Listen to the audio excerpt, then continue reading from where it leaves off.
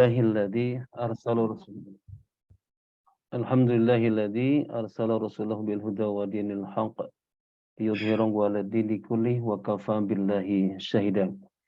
Asyhadu an la ilaha illallah wahdahu la syarikalah wa asyhadu anna Muhammadan abduhu wa rasuluh. Allahumma shalli wa sallim wa barik ala sayyidina Muhammad wa ala alihi wa ashabihi ajmain. Amma ba'd. Jemaah sekalian, alhamdulillah di Kota Bandung masih tetap dingin dan baru juga hujan turun agak sedikit gerimis.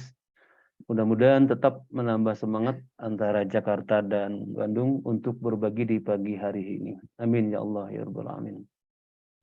Yang kedua, kita juga berdoa mudah-mudahan saudara-saudara kita yang di Cianjur yang saat ini terkena musibah, Allah berikan kesabaran, Allah berikan ketawakalan, dan akhirnya Allah angkat seluruh dosa mereka, dan Allah mengampuni termasuk bagi orang-orang yang sudah Allah wafatkan beberapa waktu yang lalu. Amin ya Allah ya rabbal alamin. Yang kedua, materi ini saya sampaikan sengaja kepada jemaah sekalian. Insya Allah manfaatnya adalah bagi kita punya anak, punya cucu, ini bisa menjadi rujukan bersama. Ya. Sedangkan bagi kita yang sudah berkeluarga, ini mudah-mudahan menjadi penguatan kita bahwa Allah mengajarkan begitu banyak kepada kita.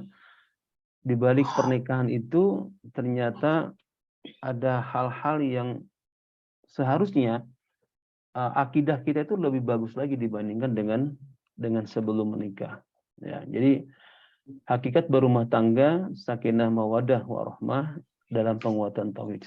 Salah satu rujukannya adalah Quran surat Az-Zariyat surat ke-51 ayat 49. Jemaah sekalian, kita buka dan sama-sama baca dalam hati masing-masing. Saya akan dikeraskan bacanya, dijaharkan. A'udzubillahi minasyaitonirrajim. Bismillahirrahmanirrahim. Wa min kulli shay'in khalaqna zawjaini la'allakum tazakkarun. Shadaqallahul adzim. Dan segala sesuatu kami ciptakan berpasang-pasangan agar kamu mengingat kebesaran Allah. Jemaah sekalian, belajar bahasa Arab tidak begitu susah, apalagi kalau kita melihat terjemahannya. Dari terjemahan ini kita bisa melihat ada kata kunci, bahwa sebenarnya Allah menciptakan makhluknya itu selalu berpasang-pasangan, dan Allah berharap kepada kita. Ini ustadznya cuma dari Bandung. Ya. Baik. Nah, tadi Allah mengatakan khalaqa azwaja. Ada, tapi ustadznya dari Bandung, nggak datang di MAM.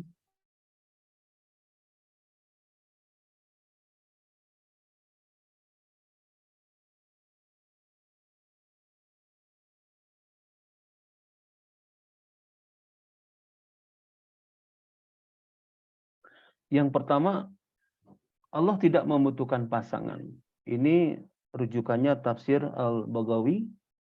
Jadi Allah itu tidak membutuhkan pasangan. Yang kedua adalah menjadi sarana pengingat kepada Allah Subhanahu wa taala. Ini berdasarkan tafsir Al-Qurtubi. Kita lihat yang pertama, bahwa Allah itu tidak membutuhkan pasangan. Kalau berpasangan pada dasarnya kita ini punya kelemahan. Ada superior, ada inferior itu. Ada kelebihan, ada kekurangan. Maka kita membutuhkan pasangan itu. Bagi Allah itu tidak membutuhkan pasangan itu. Kenapa? Karena Allah qiyamuhu binafsihi. Allah berdiri sendiri.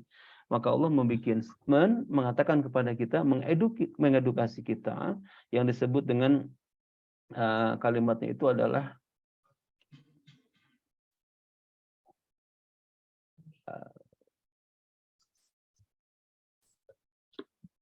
Bang Irwan, screen-nya nggak bisa lewat nih.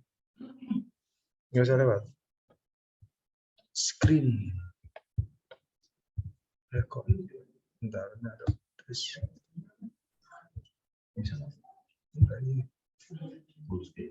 Full screen nih. Ini mana exit full screen adanya. Side by side. Kayaknya ke post tadi. Ke post ya. Udah bisa sekarang?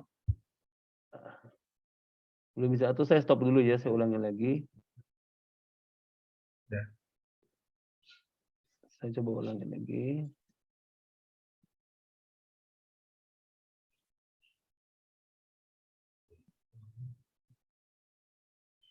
Iya. Jadi Allah mengatakan kepada kita, Qul huwallahu ahad. Katakanlah Muhammad bahwa Allah itu esa. Artinya Allah itu tidak membutuhkan pasangan, berbeda dengan kita semuanya. Yang kedua, sarana untuk mengingat Allah. Ternyata dengan adanya pasangan ini, ujung ayat tadi yang kita baca, la'alakum tazakkarun. Agar kita ini mau mengingat, mau berpikir seperti itu. Ya. Ini yang pertama. Yang kedua, ini biasanya ayat yang sangat favorit surat Yasin ini. Quran surat 36 ayat 36 juga. A'udzubillahi minasyaitonirrajim. Bismillahirrahmanirrahim. Subhanalladzi khalaqal azwaja kullaha mimma tunbitul ard wa min anfusihim wa mimma la ya'lamun. Allah selalu menyampaikan dalam bentuk penguatan. Ini penguatan buat akidah makhluknya, ya. Bahwa Allah itu maha suci.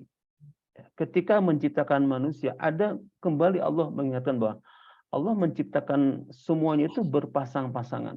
Saya sengaja dikasih tebal terjemahannya, ya.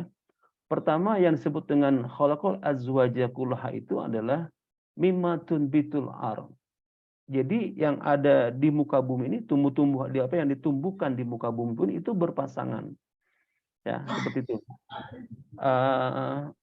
Wa min anfusihim, dan dari mereka sendiri. Ya, kita ini sama, berpasangan. Yang namanya manusia seperti itu. Tetapi ada statement Allah yang menyebutkan wa mimma la ya'lamun. Jadi ada juga yang berpasang-pasangan tapi kita tidak mengetahuinya. Sama halnya seperti tentang ruh ini yang kita miliki dalam diri kita ini.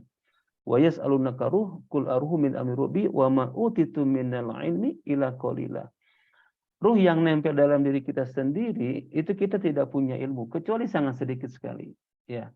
Disinilah kadar tauhid kita diuji oleh Allah, dan Allah sekaligus lakum tazakkarun mengingatkan pada kita wa mimma la ya'lamun. Bisa jadi yang la ya'lamun ini adalah jauh lebih banyak dibandingkan dengan yang kita ketahui. Ini catatan kedua, ya. Yang berikutnya adalah kalau dijelaskan pasangan ini kan pada dasarnya ada dua, ya. Pasangan yang disebut dengan satu makhluk biologis karena proses yang ada pada organisme hidup. Yang kedua disebut dengan makhluk yang disebut dengan kosmologis. Ilmu yang mempelajari hubungan antara ruang dan waktu terhadap alam semesta. Kita coba lihat satu persatu, ya.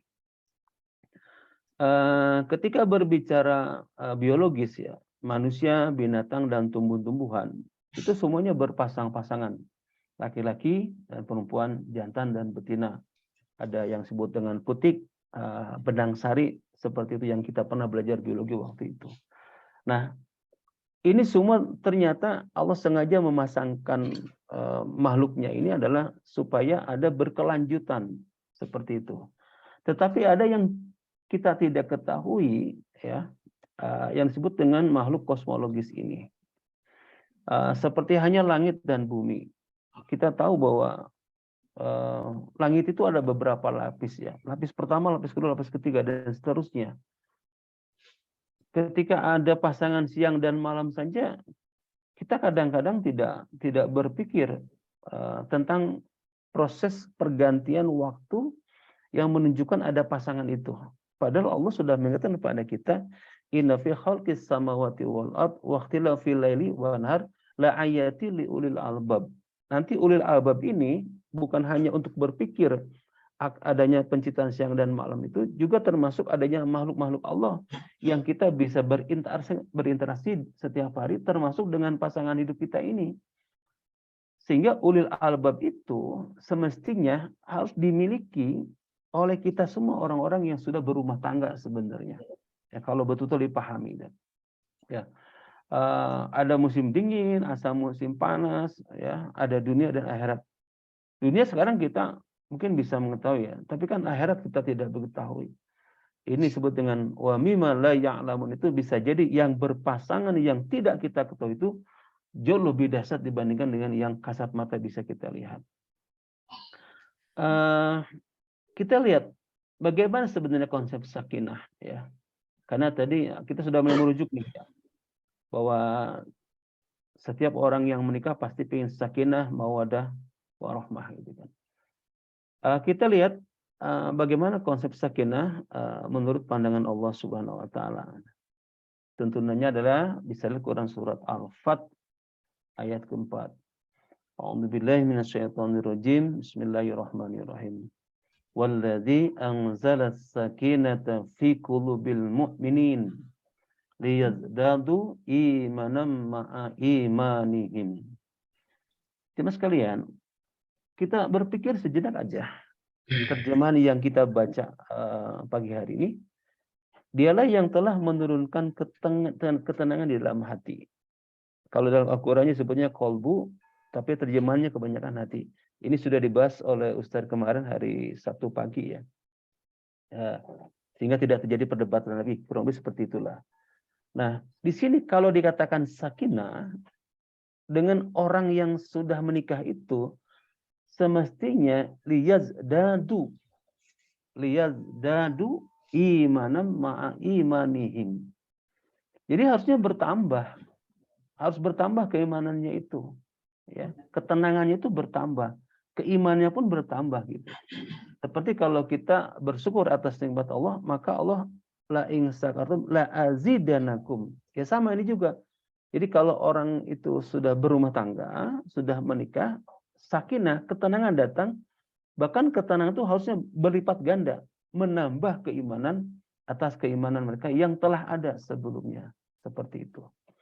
Ya, ini catatan yang ketiga yang kita bisa pahami dalam konsep sakinah mawaddah warahmah yang materinya dibahas pada pagi hari ini. Yang berikutnya terkait mawaddah warahmah ini yang berkaitan dengan kasih sayang. Ayat ini sering kita dengar ketika ada orang yang akad nikah. Bukan begitu, ya? Quran surat Ar-Rum surat 30 ayat 21 dibacakan terjemahannya. Setelah itu kadang-kadang hilang, tidak membekas. Coba kita perhatikan dengan seksama sebentar saja. A'udzubillahi minasyaitonirrajim. Wa min ayatihi an khalaqalakum min anfusikum azwaja litaskunu ilaiha wa ja'ala bainakum mawaddatan wa rahmah. Inna fi dzalika laayatil liqaumin yatafakkarun. Jemaah sekalian, terjemahannya yang bisa kita baca adalah, dan di antara tanda-tanda kebesarannya. Apa maknanya? Bahwa berpasangan itu kebesaran Allah. Bahwa ketika menikah itu adalah juga kebesaran Allah. Ya, karena ketika akad itu sudah terucap, saya nikahkan engkau dengan anak kandung saya bernama ini dengan mas kawin seperangkat alat sholat dan Al-Quran dibayar tunai, lalu diterima oleh calon mempelai laki-laki, saya terima nikahnya dengan ini dan mas kawin seperti tersebut di atas dibayar tunai. Ketika kalimat itu diucapkan selesai, ijab dan kabulnya tuntas dan dua saksi mengatakan sah, maka pada saat itu aras itu bergetar. Bukan lagi goncangan kayak di Cianjur, begitu bukan. Ini yang bergetar itu aras. Kenapa bergetar? Karena orang ini sudah mengambil hak, tanggung jawab dan kewajiban dari orang tua dengan yang dijadikan menjadi istri bagi yang bersangkutan. Jadi hak dan kewajiban itu sekarang dipenuhi oleh si suami ini. Termasuk kalau dia tidak sholat, tidak berpuasa, tidak berbuat baik kepada kedua orang tuanya, mertuanya dan orang tuanya, itu maka yang harus bertanggung jawab pertama adalah sang suami. Demikian juga kalau kebaikan suami itu mau dibalas oleh istrinya yang baru akad nikah yang tadi itu dilakukan, perjalanan waktu ada perselisihan misalnya, kalau dia misalnya mau membalas kepada suami itu, dalam sebuah hadis disebutkan dia menghisap darah dan nanahnya untuk bisa menyembuhkan suami itu belum setara, ya. Makanya disebutkan ketika akad nikah itu bukan hanya dua saksi, ada beberapa orang di ruang akad nikah, tetapi yang menyaksikan itu adalah Allah dan juga malaikat. Litaskunu ilaiha, ya, supaya mereka merasa tentram kepadanya, dan dia menjadikan diantaranya ada rasa kasih dan sayang. Sungguh pada yang demikian itu benar-benar terdapat tanda-tanda kebesaran Allah bagi orang-orang yang berpikir. Allah itu nyindir kepada kita dengan akad nikah yang baru diucapkan itu, ya, inna fi dzalika la'ayati liqaumi yatafakkarun. Di mana letak berpikirnya? Bukankah seorang yang baru saja akad nikah yang laki-laki tadi itu kan sebenarnya kan banyak pilihannya itu. Tapi kenapa jadinya dengan orang itu? Demikian juga yang perempuan yang dijadikan istri pada hari itu. Kan pasti dia banyak alternatif, banyak pilihan. Mungkin karena rupawannya, hartawannya, dan sebagainya. Tetapi kenapa yang dipilih dia, yang diterima orang itu? Disinilah kita harus mau berpikir sini. Berpikir sebentar, ya, ini kita termasuk orang-orang yang Allah nanti akan berikan hadiah kepada kita. Yang kalau ingat waktu kajian di Sukabumi, di rumahnya Pak Haji Nanang itu, berpikir sejenak saja akan ciptaan Allah dan kejadian yang ada dalam diri kita, maka itu pahalanya setara dengan 80 tahun. Ya, ibadah luar biasa sekali ya. Nah, saya ambil ujung ayat yang tadi Quran surat Ar-Rum surat ke-30 ayat 21 ya. Inna fi dzalika la'ayati liqaumi yatafakkarun. Mohon maaf kalau gambarnya belum bisa mewakili ya. Yang kiri laki-laki, yang kanan perempuan, kurang lebih seperti itu. Mohon maaf kalau kebalik ya. Itu biasanya kalau laki-laki dia lebih cenderung dia didominir oleh kebiasaan yang cara berpikirnya kuat, analisanya juga tajam, seperti itu. Sedangkan perempuan itu lebih cenderung mengandalkan perasaan dan empati. Nah, inilah superior ada di laki-laki berpikir, superior di perempuan ada perasaan, ya. Tetapi masing-masing pasti juga punya kelemahan. Nah, ketika yang punya kelemahan dan kelebihan ini bersatu, yang satu dia tajam di perasaannya, ya, yang satu yang berikutnya tajam di analisis dan berpikirnya, itu sebenarnya kalau digabungkan, kalau kata Imam Ghazali, itu menunjukkan bahwa orang itu punya akal yang sangat luar biasa. Sehingga statement Imam Ghazali itu disebutkan, tajamnya akal seseorang tergantung tajamnya perasaan dan pemikiran orang tersebut. Apa maknanya? Maknanya itu artinya, makna yang di sini adalah karena istri kita punya dominan di perasaan, maka bagusnya kitalah yang harus mengerti sebagai laki-laki bahwa perasaan perempuan itu harus kita jaga, seperti itu. Tetapi yang perempuan pun sama, ya. Dia harus memahami, alur pikir yang akan disampaikan atau setelah disampaikan oleh suaminya, sehingga percekcokan, pertentangan itu tidak akan terjadi karena sama-sama sudah punya konsep. Dia mengerti kelemahan saya di mana, kelebihan saya di mana. Nah, karena ada perasaan dan akal inilah, maka menjadi orang-orang yang memiliki akal yang sangat luar biasa.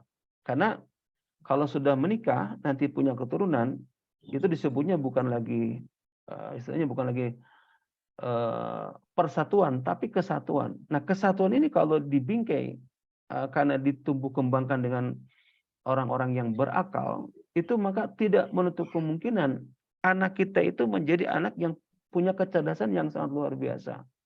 Ya, baik. Mudah-mudahan bisa dipahami sampai di sini ya. Yang berikutnya adalah kita coba lihat makna sakinah, mawadah, dan rahmah seperti apa. Yang pertama, sakinah itu berasal dari bahasa Arab yang artinya adalah ketenangan, ketenteraman, aman, atau damai. Jadi kalau orang sudah menikah, ternyata sering ribut di rumah tangganya, itu dipertanyakan apakah salah pilih atau terpaksa, itu kan, atau belum waktunya, atau apapun alasannya. Yang jelas pasti sakinahnya dipertanyakan.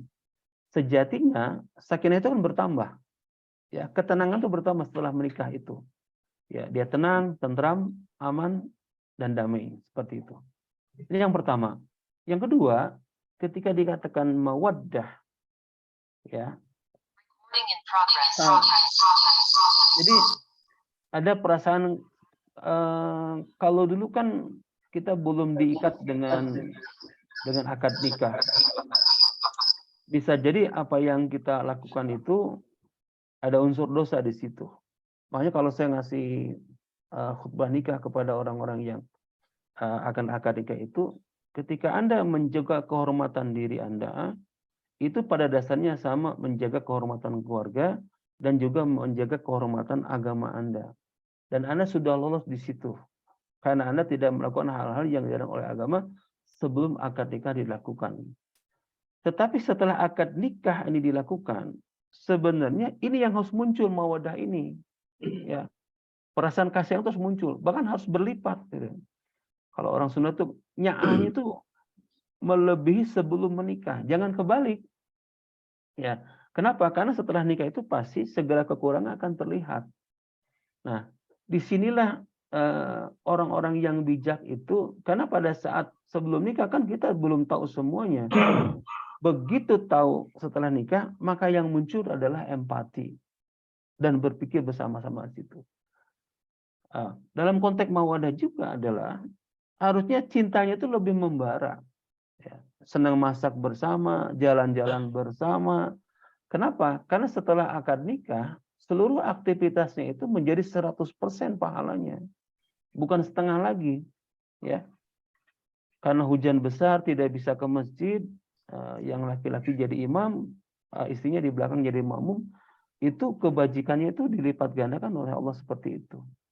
Yang asalnya istri masak hanya untuk sendiri, laki-laki pun bisa makan di luar, tapi karena dia makan bersama-sama dengan keluarganya, itu pahalanya pun dilipat gandakan oleh Allah Subhanahu wa taala. Ya. Jadi ada cinta yang membara dan menggebu, seperti itu. Jemaah sekalian,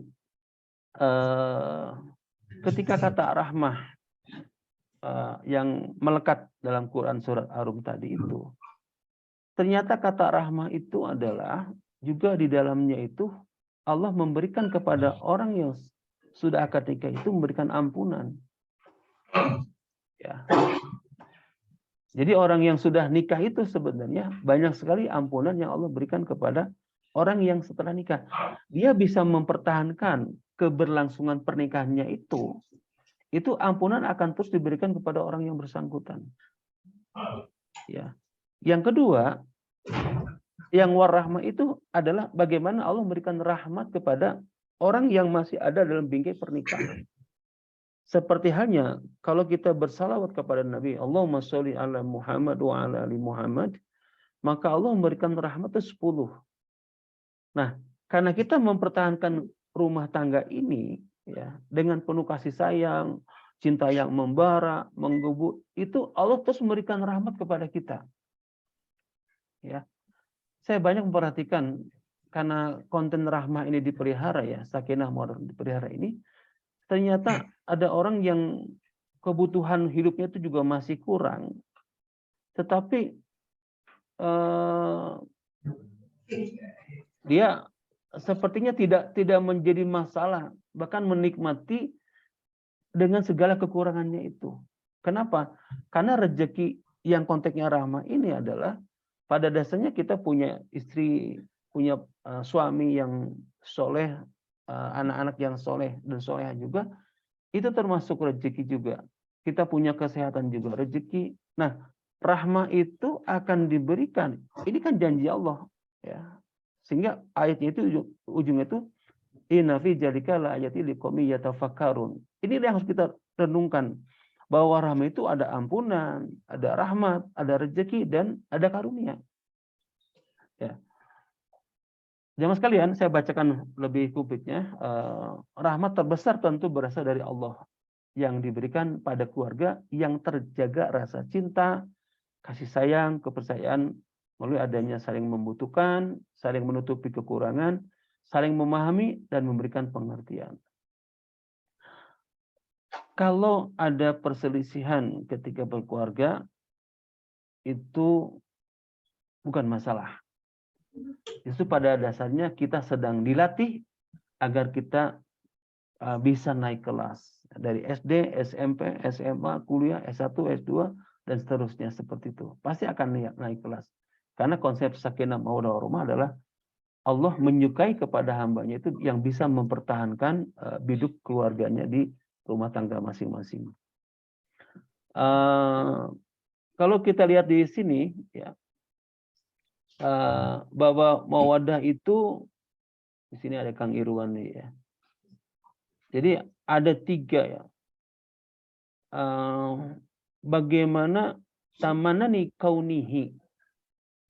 Jadi kalau sudah nikah ada penyesalan, kenapa saya jadi dengan ini, kan saya pengen dengan orang itu gitu kan.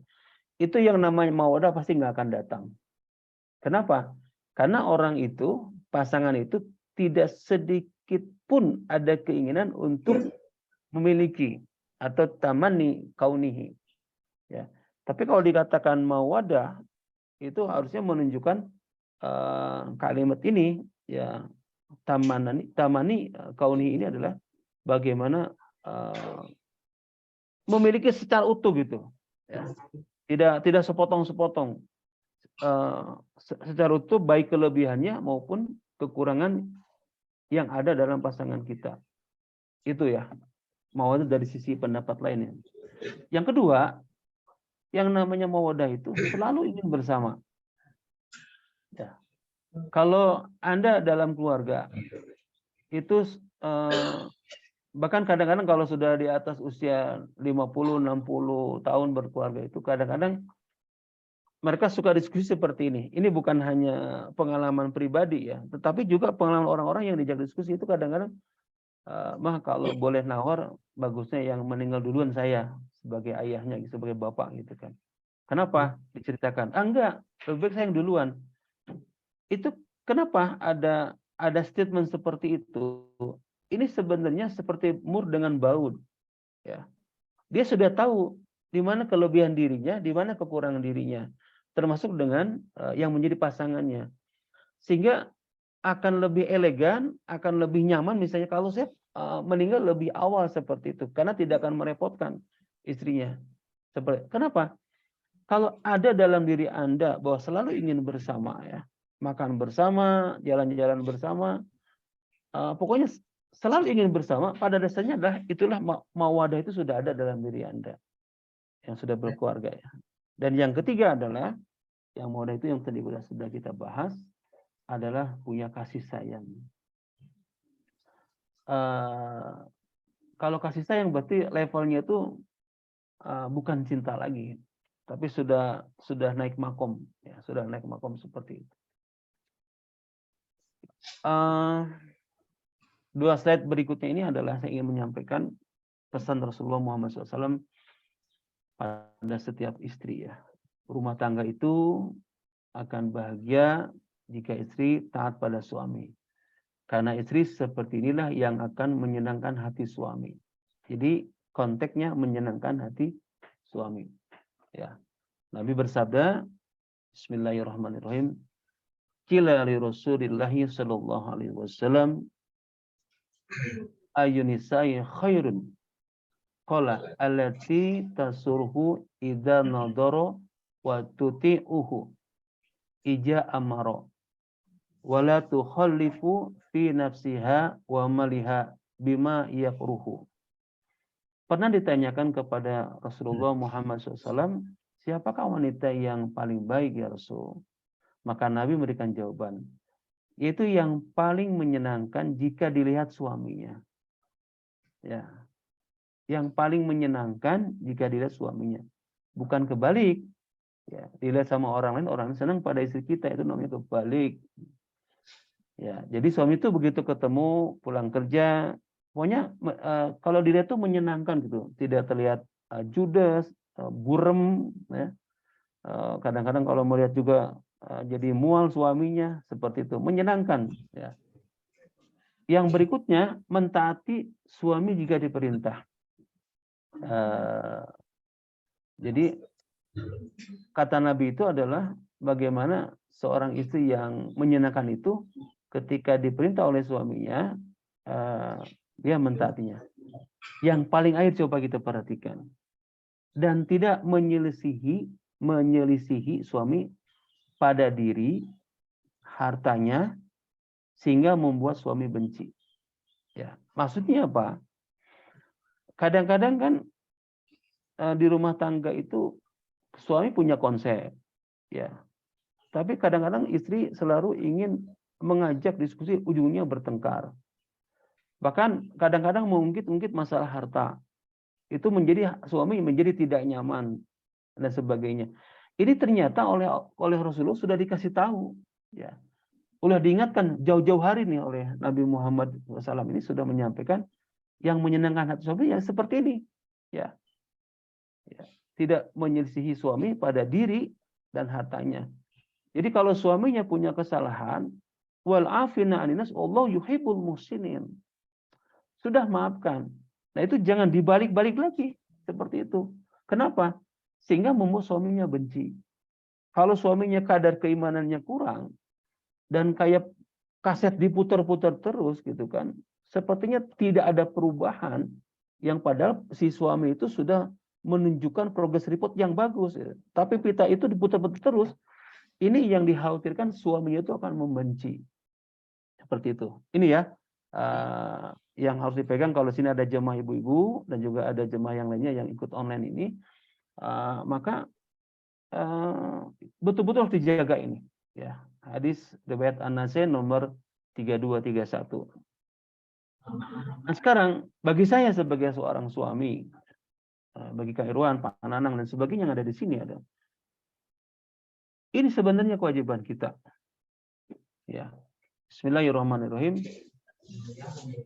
Antut imaha ija ta'imta wa taksuha ijak tasaita awit aktasabta wala tadrib al wajha wala taqubi wala tahjur ila fil baiti. Jemaah sekalian, coba kita perhatikan hadis riwayat Abu Daud ini nomor 2142 ya. Engkau memberinya makan sebagaimana engkau makan. Jadi sebenarnya ini standar minimum sebenarnya. Jadi kalau suami makan dengan sate, maka sebaiknya minimum itu sama. Istrinya pun makan dengan sama, dikasih sate gitu loh. Makan dengan sate. Kalau nasi goreng ya nasi goreng. Jangan suami di kantor makan enak-enak, tapi istri di rumah ceplok telur lagi gitu kan. Goreng asin lagi, goreng tahu lagi. Ini tidak masuk ke dalam hadis ini. Jadi, apa yang kita makan, maka itu juga yang diberikan kepada istri kita. Termasuk watak suwaha. Jadi apa yang kita pakai, pakaian yang kita pakai ini, maka usahakan dan engkau juga memberikan hal yang sama kepada istri Anda. Dan yang paling penting, ini harus dijaga nih oleh para suami, tidak boleh memukul istri. Ya, tidak boleh memukul istrimu di wajahnya. Boleh nggak tangannya? Boleh nggak pahanya? Boleh nggak kakinya? Kalau menurut hadis ini boleh, tapi memukul tidak menyakitkan dan tidak berbekas. Seperti Nabi Ayub, karena istrinya pernah tidak taat, Allah memerintahkan kepada Nabi Nabi Ayub itu untuk memberikan hukuman dengan cara memukul, tapi tidak ke wajah, tidak menyakiti dan tidak berbekas. Akhirnya cuma hanya beberapa lembar lumput lah,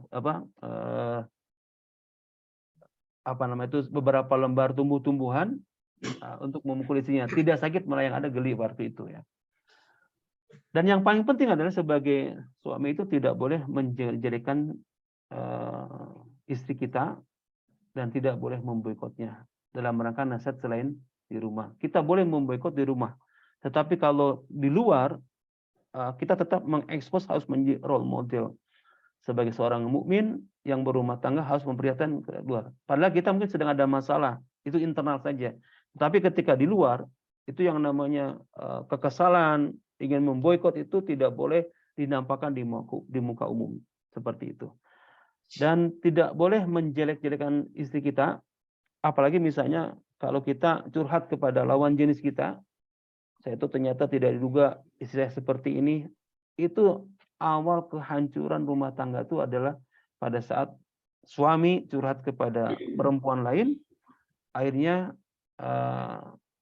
ada perselingkuhan dan lain sebagainya seperti itu. Ya. Hadis riwayat Abu Daud nomor 2142. Nah, terakhir dari pertemuan pagi hari ini adalah ini doa yang semestinya kita terus panjatkan kepada Allah Subhanahu wa taala di setiap penghujung doa, hendaknya ada doa ini yang mengalir dari mulut kita. Rabbana hablana min azwajina wa dzurriyyatina qurrata a'yun waj'alna lil muttaqina imama. Ya Tuhan kami, anugerahkanlah kepada kami pasangan kami dan keturunan kami sebagai penyenang hati, dan jadikanlah kami pemimpin bagi orang-orang yang bertakwa. Saya mengajak kepada jemaah sekalian, inilah doa yang sangat dasar sekali. Jadi kita minta pasangan kita, kalau saya suami berarti istri saya, ya, yang bagaimana? Qurrata a'yun, yang menyenangkan. Anda sebagai istri berharap kepada Allah, anugerahkan pada saya suami yang qurrata a'yun, yang menyenangkan. Tetapi bukan hanya itu, dalam konteks ini pun adalah kita punya keturunan. Kalau juriyati itu berarti ada anak dan cucu, ya. Juga sama qurrata a'yun. Tapi ending dari ayat ini adalah waj'alna lil muttaqina imama. Jadikanlah kami pemimpin bagi orang-orang yang bertakwa. Saya sebagai suami, istri saya sebagai istri saya, ada sebagai pasangan hidup saya, dan anak cucu itu kita minta kepada Allah supaya menjadi pemimpin. Kalau memimpin orang-orang yang bertakwa, tentunya jauh lebih mudah, jauh lebih mudah mengendalikannya, jauh lebih mudah memberikan advisernya, jauh lebih mudah ketika kita mensupervisi mereka dan untuk menjadikan orang itu lebih berkualitas ketakwaannya. Baik, jemaah sekalian, ini yang bisa saya sampaikan pada kesempatan kali ini, dan mohon doanya juga setelah tausiah ini saya akan langsung berangkat ke Cianjur dengan teman-teman dari Bandung untuk sedikit menghibur saudara-saudara kita yang ada di Cianjur. Tapi tidak menutup kemungkinan bagi jemaah ada yang ingin ditanyakan, dipersilakan. Terima kasih Pak Iwan, mangga. Ya. Ada yang di ruangan sini sudah menanyakan sesuatu, Pak Ustaz? Ibu-ibu?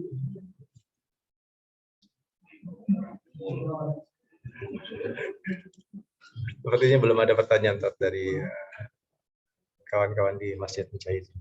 Baik, kalau begitu sekali lagi mohon doa, mudah-mudahan perjalanan ke Cianjur dengan teman-teman hari ini bisa berjalan dengan lancar. Terima kasih. Assalamualaikum. Kita baca dulu doa subhanakallahumma wa bihamdika asyhadu an la ilaha illa anta astaghfiruka wa atubu ilaik. Assalamualaikum warahmatullahi wabarakatuh.